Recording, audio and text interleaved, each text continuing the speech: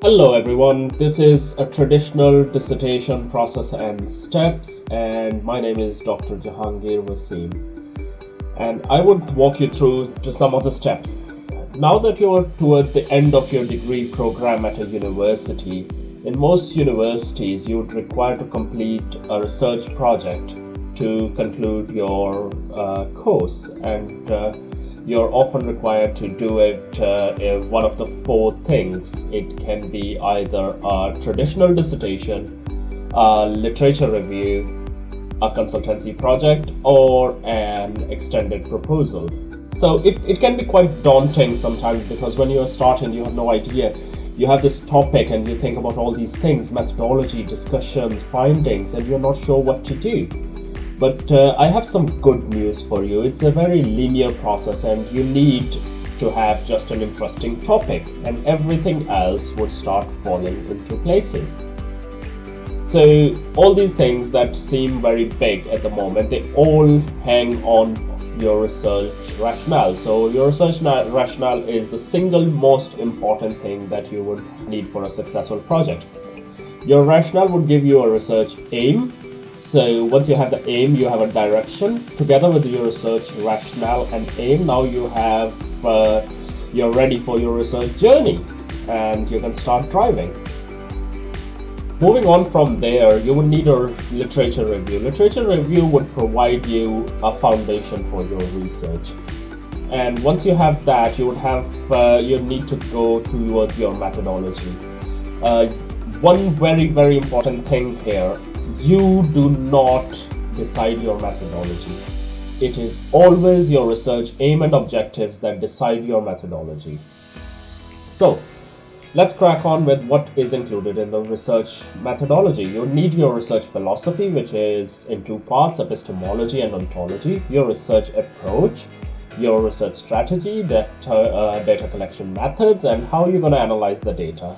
You can have a summary and reflection towards the end of the chapter.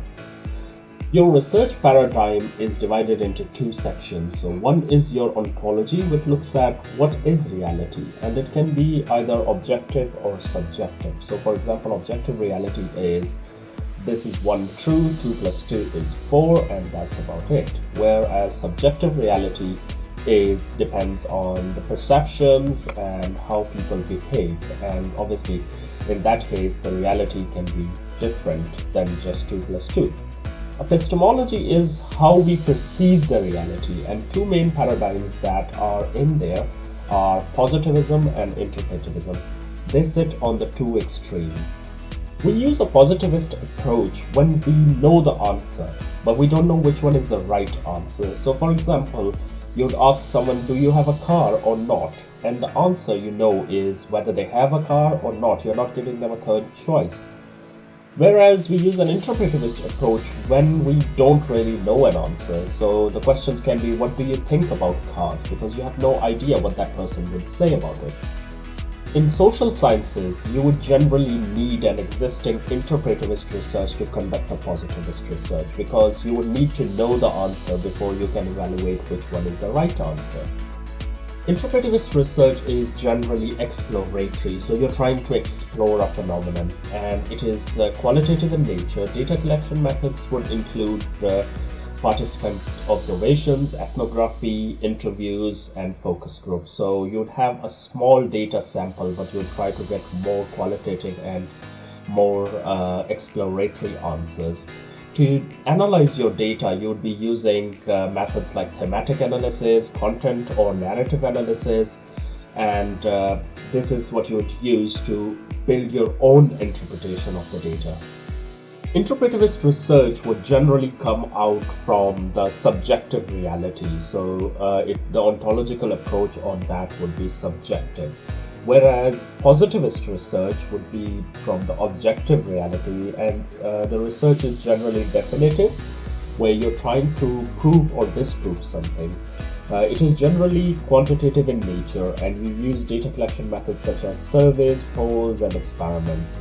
To analyze your data, you would be using things like descriptive or inferential analysis, standard deviation, or correlation or regression techniques. Once you have your methodology, now you're moving towards the very end of your research, where you, as an author or as a researcher, are trying to present what did you find out, what was unique about your research. So you would do that by first you would present your descriptive findings, and then you would have a discussion of your empirical findings with the existing literature. You would do that to develop your conclusions. So if it is an interpretivist research, you would propose new things, and you would propose a new phenomenon or a new theory. Whereas if it's a positivist research, as a result of your discussion with the existing literature, you would either prove or disprove your existing hypothesis that you have developed initially as a part of your literature review. Now, in the very last part of your research, what you have to do is think what is missing in your research, and you can propose it as a limitation. So it shows that there are things that are missing in your research, but they were not focus of your research, or you did not have time to further investigate those phenomena. So what you do in that space is you would propose them as a limitation which other people can use to form their research aims and objectives and conduct further research in the area. And guys, that's about it. Now you have your dissertation. You submit that and you enjoy the rest of your university life, which is coming towards the very end. I hope that you enjoyed this short video, and I tried to compress all that information in a very short span of time.